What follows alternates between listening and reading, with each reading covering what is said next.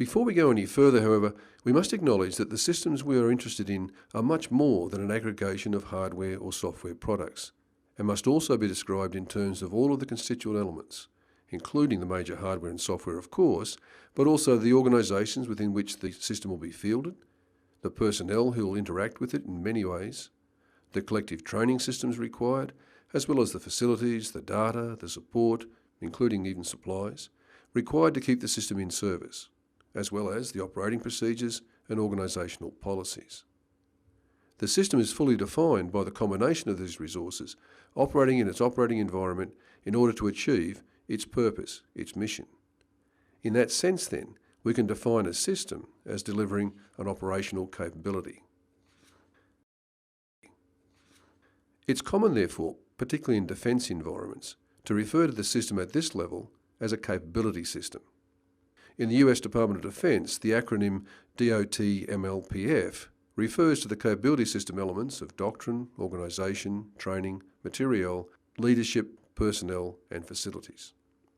In Australia, the capability system is considered to comprise fundamental inputs to capability, or FIC, command and management, organisation, collective training, major systems, personnel, facilities, supply and support. In the United Kingdom, the defence lines of development refer to doctrine and concepts, organisation, training, equipment, personnel, infrastructure, logistics and information. In Canada, the acronym PRICE refers to personnel, research and development, infrastructure, concepts and doctrine, information technology and equipment.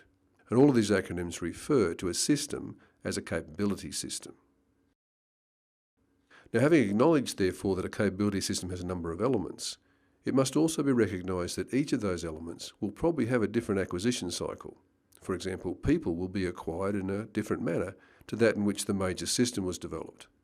And each element of the capability may even be acquired by a different acquisition element of the organisation. Consequently, joining all these subsystems together into a system is actually a complicated effort. In the remainder of this course, for ease of description, we focus on the acquisition of just the major equipment element, often called the material system, to make it easier to understand the linear sequential process. We must always keep in mind, however, that this acquisition is being undertaken in parallel with the acquisitions of the other elements of capability, and that all of those elements must then be brought back together prior to introduction into service in order to field the full operational capability. So, for example, in an aircraft system, the resources for that capability system are many. They will include, but not necessarily be limited to, the people we need, so the personnel. We need aircrew to operate the system and ground crew to maintain and support the fleet.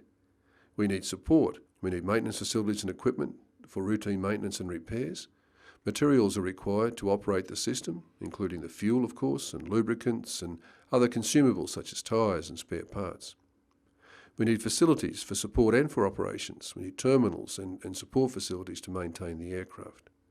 We need organisations and policies and procedures.